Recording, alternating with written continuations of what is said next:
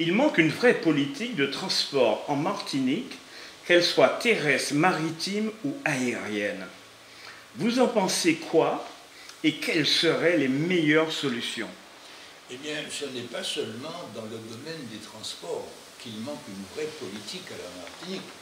Je souhaiterais voir un document écrit, daté, chiffré, donnant les éléments principaux d'une politique de la Martinique, d'une part en matière de transport, mais aussi en matière de logement, en matière de tourisme, en matière d'agriculture, en matière d'industrie, en matière de tout ce que vous voulez.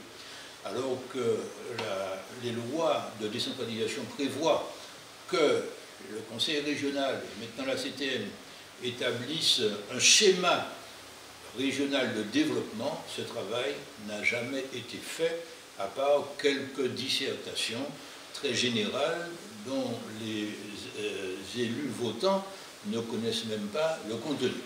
Donc, en matière de transport, il nous manque une politique de transport, et ça intervient quand on parle de coût de la vie, de pouvoir d'achat, parce que dans beaucoup de familles modestes, il faut 2 ou 3 voitures pour le mari, pour l'épouse, et puis pour le jeune qui cherche un emploi, ou bien un autre qui a déjà un emploi. Si un jeune chômeur n'a pas de voiture, avec le permis naturellement, il a peu de chances d'être recruté. Donc, alors que s'il y avait un système de transport en commun, eh bien ce problème-là serait beaucoup plus facile à aborder pour les familles les plus modestes. Donc, ça manque. Et alors, ce que je propose depuis déjà plusieurs années, c'est d'aller en 2 étapes. La première étape, la plus rapide, la plus facile, consiste à développer le transport maritime. Il y a déjà quelques opérateurs de transport maritime en Martinique. Il faut très rapidement les aider à augmenter leur flotte pour entourer la Martinique d'un véritable réseau. On a déjà pas mal de pontons, dont celui du Diamant, qui ne sert à rien, et on pourrait ainsi déjà désengorger les routes de la Martinique dans certaines proportions. Même si c'est de 10%, c'est déjà quelque chose d'important. Mais pour le fond du problème, mon opinion, c'est qu'il faut s'inspirer de pays plus grands que nous, mais proches de nous, je pense à la République dominicaine, mais dans tous les pays, je pense aussi pas très près, mais au Japon, qui est une série d'îles avec beaucoup de tremblements de terre, il faut faire des tunnels. Il faut avoir un réseau tunnelier. Il y a des machines qui font ça très vite. Elon Musk, d'ailleurs, s'est spécialisé là-dedans. Il faut faire des tunnels, non seulement pour le transport, mais aussi pour l'eau, mais aussi pour le téléphone, mais aussi pour l'ensemble des moyens des choses qui ont à être transportées d'un point à un autre. Disons que ces tunnels permettraient de résoudre énormément de problèmes de communication en Martinique. Et contrairement à ce qu'on dit, ce n'est pas parce qu'on est une île avec un volcan et des tremblements de terre que c'est impossible. Pas du tout, c'est tout à fait possible, et c'est ce qui coûterait le moins cher et qui irait le plus vite.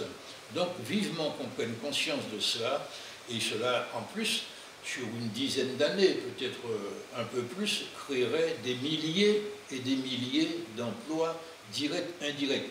Je conclus sur ce point en disant qu'il ne peut pas y avoir de développement économique dans un pays quelconque s'il n'y a pas un système moderne de transport en commun. Les lois d'orientation, les lois de décentralisation qui prévoient cela ont été votées au début des années 1980, la LOTI en particulier. Donc vous voyez le temps perdu, ça fait plus de 40 ans que nous avons cette compétence-là et que nous avons fait très très peu de progrès dans ce domaine. De grands spécialistes ne comprennent pas pourquoi les Antilles-Guyane ne se lancent pas dans la géothermie. Avez-vous analysé cette possibilité? Oui, disons que je ne suis pas un spécialiste de la géothermie, mais je peux vous dire que j'étais étudiant il y a déjà plus de 50 ans. On parlait des potentialités de la Martinique, notamment dans la plaine du Lamentin, en matière de géothermie. La géothermie a l'avantage de nous permettre, si nous la faisons, d'avoir davantage d'autonomie en termes énergétiques. Mais les panneaux solaires également. Les panneaux solaires ont l'inconvénient de dépendre de la fabrication extérieure des panneaux solaires. Mais la géothermie fait partie des tartes à la crème dont on nous parle depuis 50 ans, mais sans faire l'ombre d'une avancée. Mais tout ce qui peut favoriser l'autonomie, on dit maintenant la souveraineté, peu importe, l'autonomie énergétique comme alimentaire de la Martinique, il faut naturellement le travailler. Comprenez-vous la stratégie économique d'Emmanuel Macron avec pour la prochaine année 2024 un budget de 491 milliards de dépenses et un emprunt de 285 milliards d'euros pour 2024? C'est une stratégie qui est évidemment difficile à comprendre. Je fais remarquer simplement au départ que la stratégie économique ne se réduit pas à la stratégie budgétaire ni financière, mais le montant des nouveaux emprunts que devra faire le gouvernement l'année prochaine, en 2024, s'établit effectivement à 285 milliards, tant pour combler le déficit de l'année 2024 que pour rembourser les emprunts qui ont été faits au cours des années antérieures. Donc c'est une donnée qui est un peu théorique, que beaucoup de gens, évidemment, n'ont pas l'habitude de pratiquer. Bon. Mais je voudrais prendre un autre chiffre qui est le résultat également de la stratégie budgétaire et économique de l'actuel gouvernement, c'est celui des intérêts qui sont payés aux banquiers, aux créanciers, aux milliardaires, aux autres pays qui prêtent de l'argent à la France. Et bien ces intérêts, seulement sans remboursement du capital, vont s'élever à autour de 60 milliards. Cette année 2023, on sera autour de 52 ou 53 milliards d'euros. Bon, là non plus, ce sont des chiffres que nous n'avons pas l'habitude de manipuler les uns et les autres. Mais nous savons, par exemple, que le budget du ministère de la Justice s'établit à 10 milliards d'euros, c'est-à-dire 6 fois moins que les intérêts payés. Le budget de l'éducation nationale va s'établir l'année prochaine autour de 55 ou 56 milliards.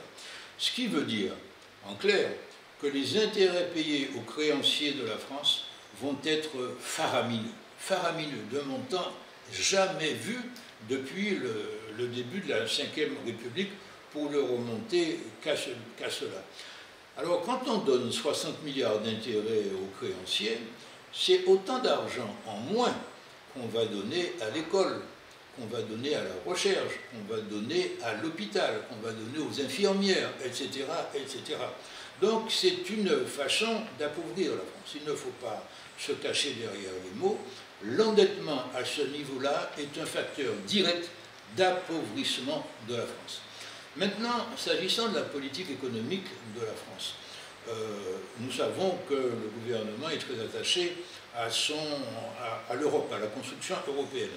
Je tiens à rappeler que les chiffres de la France sur le plan du budget et de l'endettement sont totalement à l'inverse de ce que préconise l'Union européenne. L'Union européenne souhaite, ce sont des règles qui ont été signées, ce sont des accords internationaux signés par la France. L'Union européenne prévoit que l'endettement des pays de l'Union européenne ne doit pas dépasser 60% du produit intérieur brut de la France.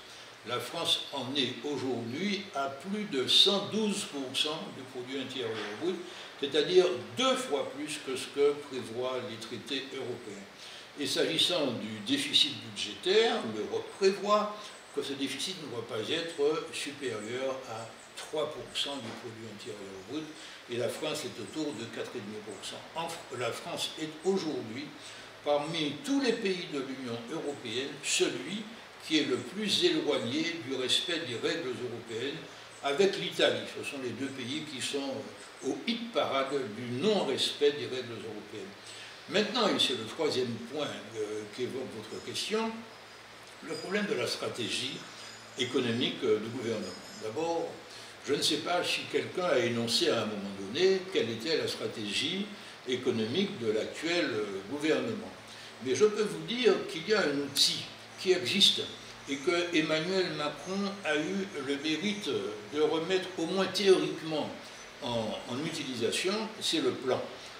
Après la guerre, et ensuite quand le général de Gaulle est revenu au pouvoir en 1958, le Haut Commissariat au plan était le lieu où se discutaient les principales orientations économiques et donc budgétaires de la France. Et ce plan a rendu les plus grands services.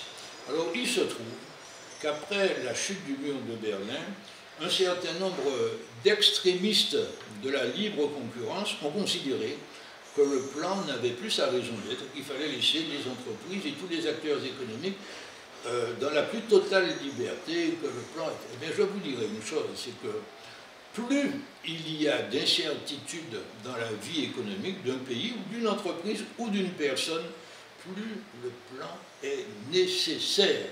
Car ce n'est que si vous avez fait des simulations avec plusieurs variantes sur plusieurs années avec cet outil qu'est le plan, que vous pouvez, lorsqu'intervient quelque chose d'imprévu, mesurer très vite l'impact de ce quelque chose d'imprévu sur les prévisions que vous avez faites.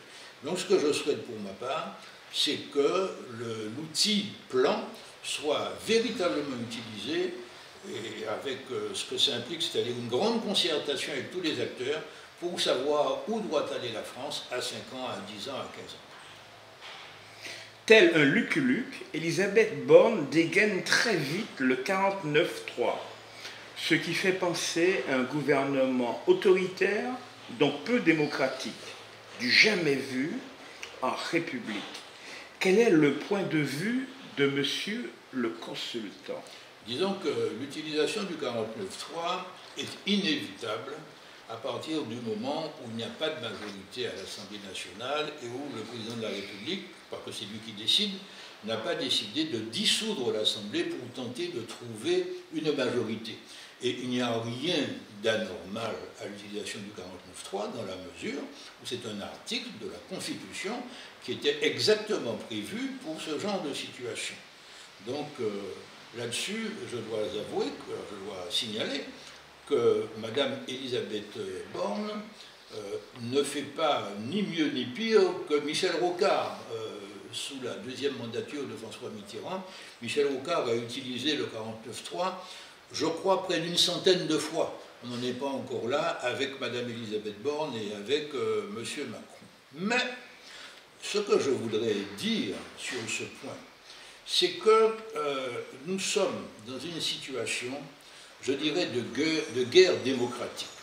Un petit rappel historique tout simplement. Lorsque, au XVIIIe siècle, ceux qui ont mis en place les démocraties modernes ont eu à remplacer le système monarchique par un système justement démocratique, le modèle qu'ils avaient en tête était le modèle de la guerre. C'était ça le modèle au XVIIIe siècle pour conquérir et préserver le pouvoir. Deux armées qui s'affrontaient, celle qui gagnait emportait quasiment tous les pouvoirs et celle qui perdait était condamnée à être insultée pendant des années et des années. Bon, on a remplacé les armées par les partis politiques, mais la logique est la même. Si bien qu'il y a là une cause de violence permanente. Dans toutes les grandes démocraties, vous avez en permanence ceux qui sont au pouvoir, qui sont critiqués par ceux qui n'y sont pas. Inutile de dire que ça affaiblit énormément tout le monde. Aussi bien ceux qui sont au pouvoir que ceux qui sont dans l'opposition, ça affaiblit tout le pays. Or, il y a un pays qui structurellement est organisé autrement, c'est la Suisse. En Suisse, il y a 7 ministres, membres du Conseil fédéral. Eh bien, dans ce Conseil fédéral, qui est en fait le gouvernement, le président change tous les ans, il a une fonction de coordination et de représentation, mais tous les partis sont présents à l'intérieur de ce gouvernement. Aussi bien ceux qui sont majoritaires que ceux qui sont minoritaires. Alors, forcément, il y a des accords. Alors, le dialogue entre les différents partis s'organise au Parlement et s'organise à l'intérieur même du gouvernement. Et lorsque ce dialogue ne débouche pas sur un accord, eh bien, avec beaucoup de sagesse et beaucoup de sang-froid, les Suisses organisent des référendums. Et le peuple, à ce moment-là, tranche, et l'on tourne la page, on s'occupe des autres problèmes. Eh bien, si, dans un pays comme la France, ou aux États-Unis, parce que les États-Unis, c'est une guerre civile encore plus grave qu'en France, on pouvait adopter ce genre de dispositif à partir de la commune. Disons que j'habite dans une petite commune de la Martinique, il est vraiment révoltant de voir qu'à l'intérieur même des familles, on se bagarre parce que l'un est pour la majorité, l'autre est pour l'opposition. C'est dramatique. Des gens qu'en réalité rien n'oppose vraiment. Mais il leur faut trouver, de manière parfois très artificielle, un moyen de contestation. Alors, donc on n'avance pas, on peut difficilement avancer. Alors ça commence à la commune, ça pourrait être le cas à la CTM, ça pourrait être le cas dans les intercommunalités, ça pourrait être le cas au niveau national au gouvernement. Alors, il faut reconnaître à M. Macron ce mérite, mais qui n'a pas été le premier. Il a eu le mérite de faire entrer au gouvernement des gens dits de droite et des gens dits de gauche. Mais il l'a fait sur une base de débauchage individuel et d'ambition personnelle. Il serait préférable demain, et ça c'est possible quand il le veut, sans aucun changement de la Constitution, il serait préférable qu'il y ait une négociation avec les différents partis représentés à l'Assemblée nationale, tous les partis représentés à l'Assemblée nationale, et qu'un programme de gouvernement sur plusieurs années soit négocié, qui ne sera pas le programme de X ou le programme de Y, mais un programme faisant une synthèse, avec toujours un arbitrage, si c'est nécessaire, par le président de la République, et puis la composition d'un gouvernement où il y aurait également là des gens de la majorité, enfin, de ce qui devrait être la majorité, et de l'opposition. Et à ce moment-là, il faudrait d'ailleurs que le nombre de ministres soit un peu inférieur à 40, ce qu'il est pratiquement maintenant. Entre les ministres et les secrétaires d'État, il y a quasiment 40 personnes au gouvernement, avec autant de cabinets, autant de voitures, de fonctions, etc. Donc, sur la base d'un gouvernement qui ne devrait pas dépasser une quinzaine de personnes, eh bien, on pourrait faire avancer la France en évitant cette guerre démocratique, ce que j'appelle la guerre démocratique, c'est-à-dire que les uns n'existent qu'en attaquant les autres. Avez-vous quelque chose à rajouter? Je dis que nous sommes dans une période difficile. Ce qui se passe en Ukraine, ce qui se passe au Moyen-Orient est très grave et peut-être à l'origine de conflits majeurs qui vont nous concerner directement. Ce que je voudrais dire, c'est qu'il n'y a pas autant d'humanité qu'il y a de drapeaux à l'ONU, il n'y a pas 200 humanités, nous sommes sur ce même globe une seule humanité, et que l'attitude envers ceux avec lesquels on a été en conflit jusqu'à présent ne devrait plus être une attitude de conflit, mais une attitude de dialogue. Je rappelle le très bon mot de Martin Luther King, entre la haine et l'amour. J'ai choisi l'amour parce que la haine est trop lourde à porter.